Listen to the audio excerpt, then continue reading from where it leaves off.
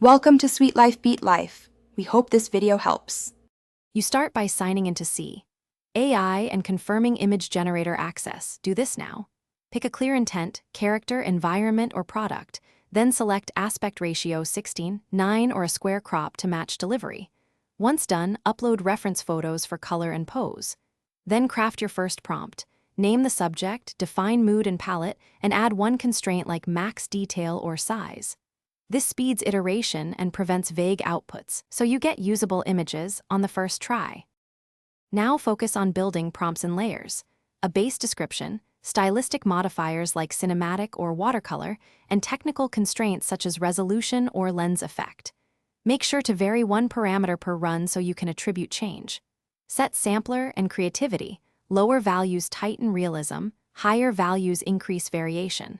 Run 2 to 5 iterations and compare outputs side by side. If clutter appears, add negative prompts to exclude elements. This method helps you explore forms while keeping control over final Finish by selecting the strongest render and use C.ai's upscaler or retouch tools to fix artifacts. Export in the needed format and color profile and save a backup. Once done, compare details at 100% to confirm sharpness and color fidelity.